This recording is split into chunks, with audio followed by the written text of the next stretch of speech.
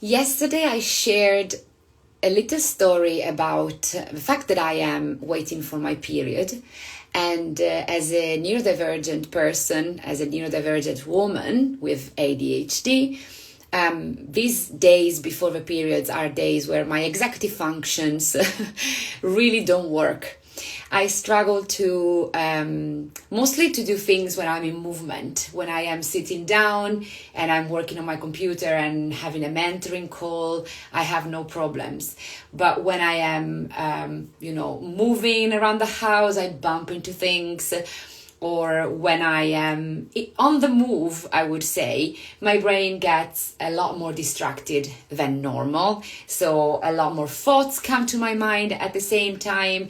It's like I cannot control the impulse of getting new ideas, new energies, new inputs. And it can be very, very distracting. It can be difficult to manage, and I can feel very overwhelmed by these feelings altogether, by these ideas altogether. I drop things, I break more glasses than normal.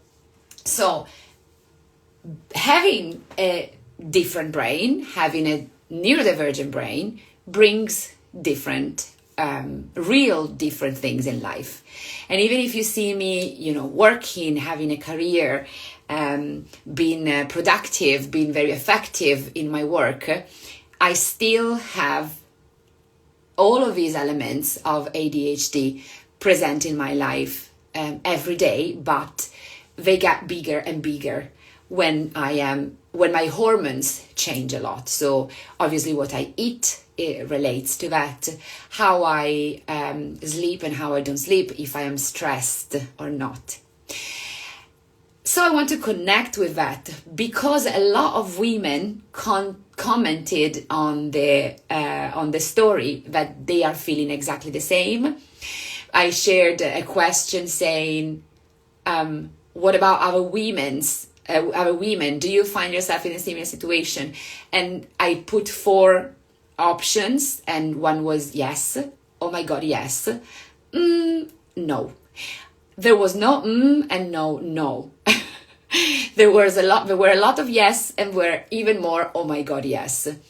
And this is because between the teachers that I work, many of them are neurodivergent, because in the world of artists, musicians, there are lots of people with neurodivergence.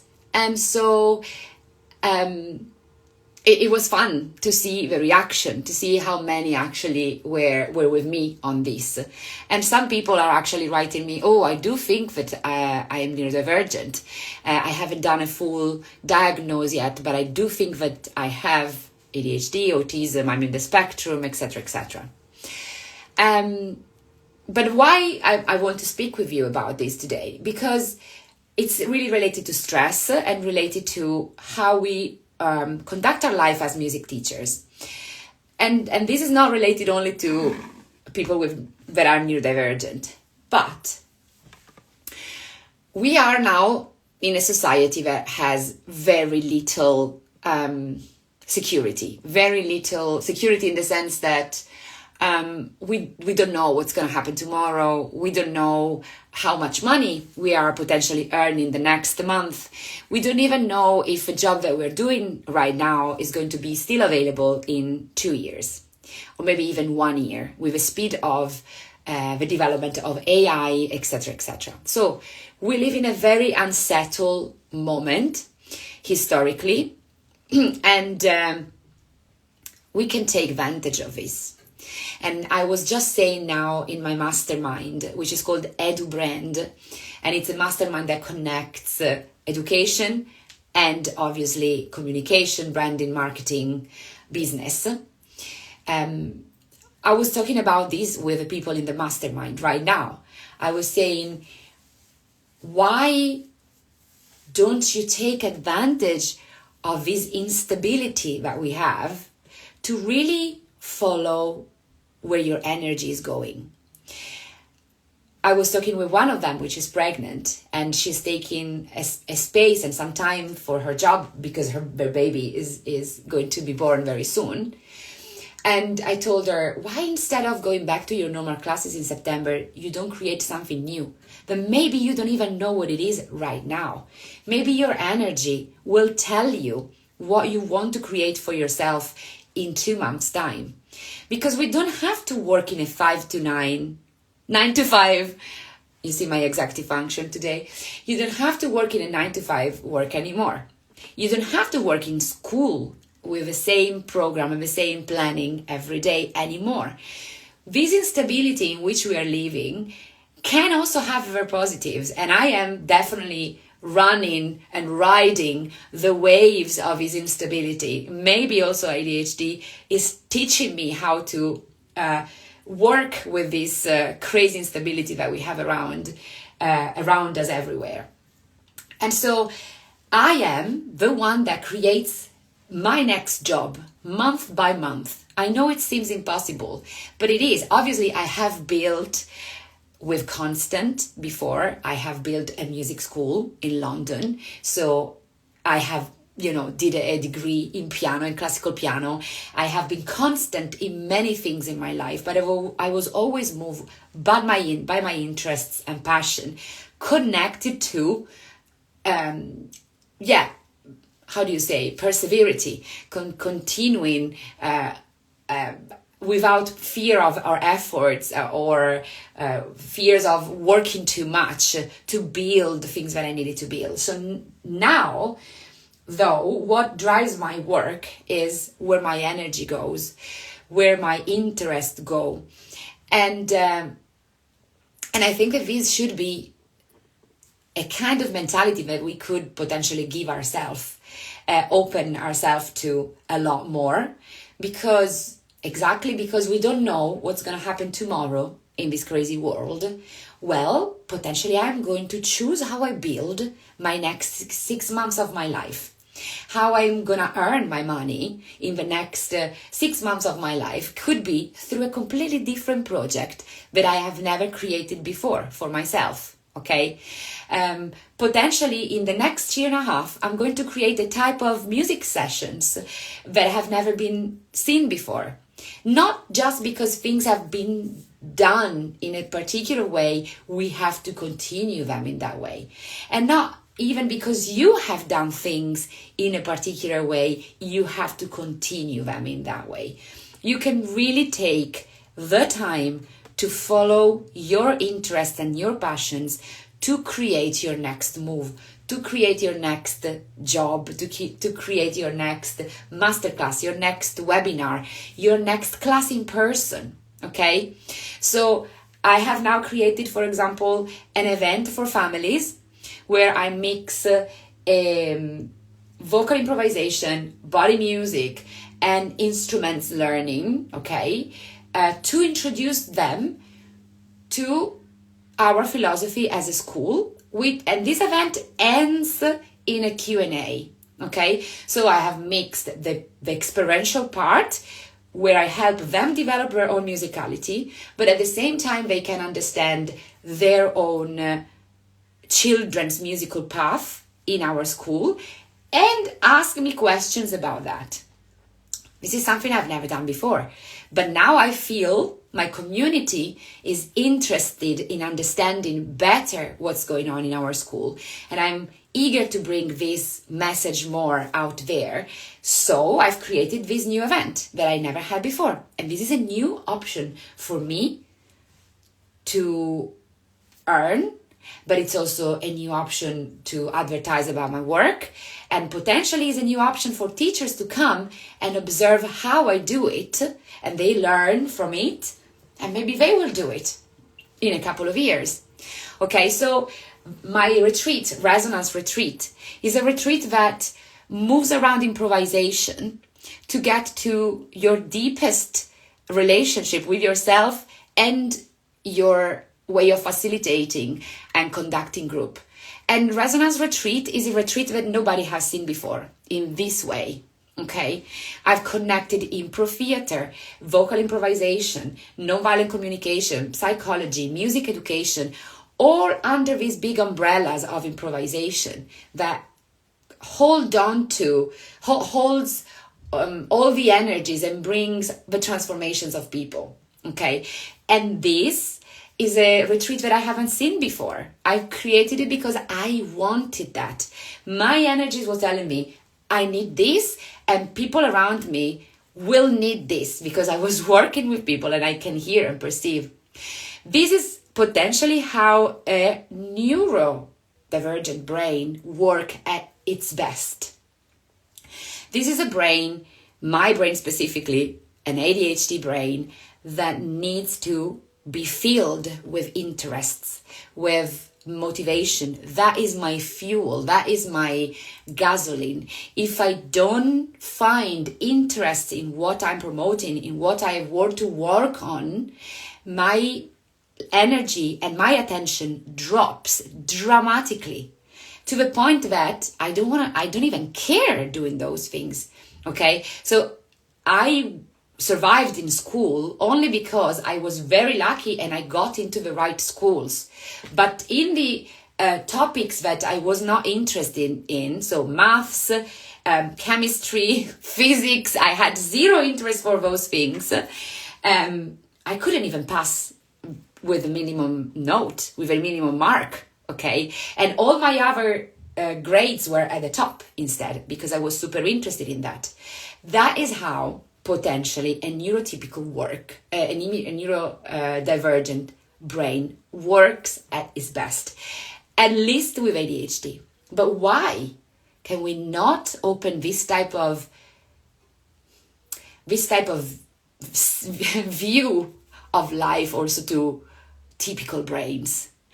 Okay, yes, people with ADHD, people with neurodivergence really need an extra level of motivation to carry on, an extra level of passion and interest to simply have their executive functions work. Okay, but why also typical people, neurotypical people, could not allow themselves to live a similar life? Why also a person that is absolutely neurotypical needs to follow a normal path instead of potentially create from their energy, create from their internal source, create from their best interests? As again, we are in a society that allow us to do this if we have a desire to follow and be less stressed and feel more happy. We can do it right now in this type of society we're living in. So, typical or neurotypical? Exactly. Flavia says, who is absolutely neurotypical? Yeah, nobody. But what I'm considering right now is that, yeah, for me and you, Flavia, we don't see that happening, right? The division between typical or atypical is very, very flaky. But for people that are not in this type of field, sector, that are not speaking about this type of things all the time, there is still a lot of stigma around the idea of neurodivergence. So ADHD, autism are scary things, and even getting the diagnosis can be something that is very hard for people. We know that, right? How long it can be the process before a person actually gets to the diagnosis and potentially starts working and being more efficient for their own life. So kind of working with their brains instead of against their brains. Anyway, this is just a little conversation that I wanted to bring today. Because I was talking about this topic in my mastermind, as I said, EduBrand. We were talking about creating the next projects in our business, starting from our deepest interests and not only repeating things that we have seen from others, but really trying to be creative in what we want to bring to the world as musicians and as music teachers and facilitators, without the fear of judgment, without all the words and sentences and projections that other people have thrown at us. This was one of the biggest topics today that we discussed in the mastermind. And if you don't know what a mastermind is a space where only 4 people work together, and we work on topics that are built and designed specifically for those people to develop their business and their education at the same time. So in this mastermind called Edu Brand, we mix the 2 things together, and we always have a foot in education and a foot in business to bring the 2 things forward in the best possible way. But I'm also bringing this topic because obviously when we're talking about interests and motivation for ourselves and to be moved and to create our project from this point of view, we cannot forget that that can be the same way in which our students learn. So creating sessions where they are really motivated, really interested. When we talk about inclusion, but we expect everybody to follow the same plan. When we are not able to escape what's written in a book, or when we are afraid to try something different, to open our activity to different possibilities that maybe our students are suggesting to us, and we feel very scared about that because we don't know if we will be able to manage the situation, if we will be good enough to survive all the possible outcomes that more freedom will bring us.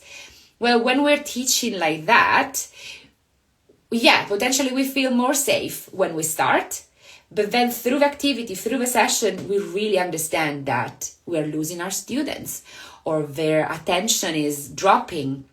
So again, building our life around our own passions can also help us as teachers to bring into the session a different approach, an approach that really follows the students' interests, okay? That follows their first ideas.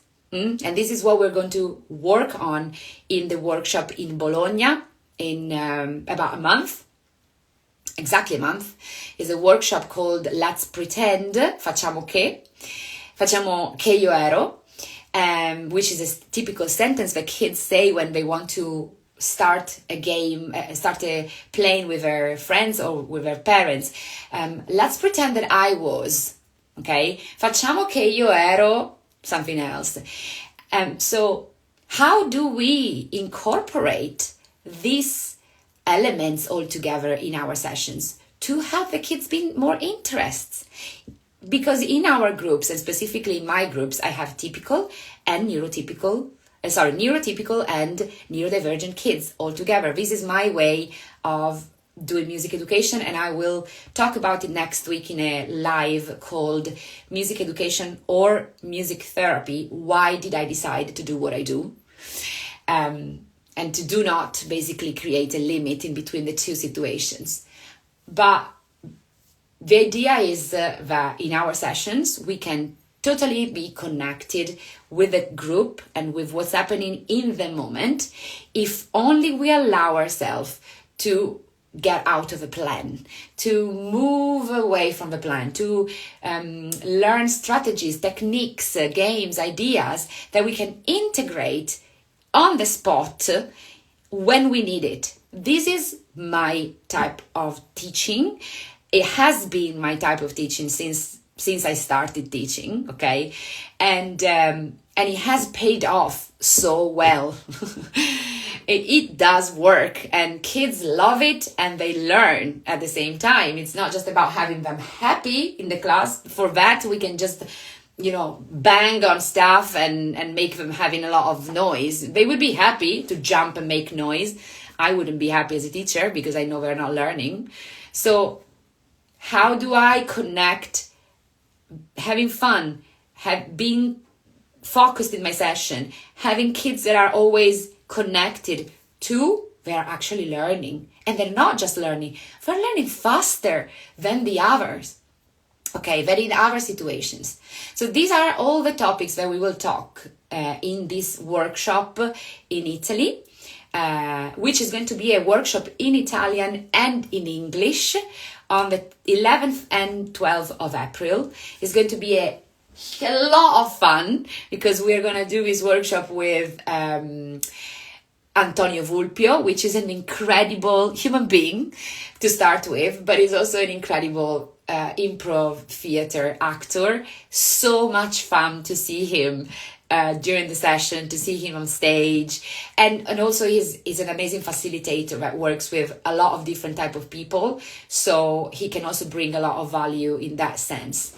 And in this workshop we're going to have 2 hours of a specific masterclass within the weekend, which is dedicated only to what happens to the brain when we are doing improvisation and playing open-ended music activities, taken from my next book that is coming out very soon, with written in 4 hands with Flavia Capuano, my colleague and psychologist, dear colleague and psychologist that is always at the retreats.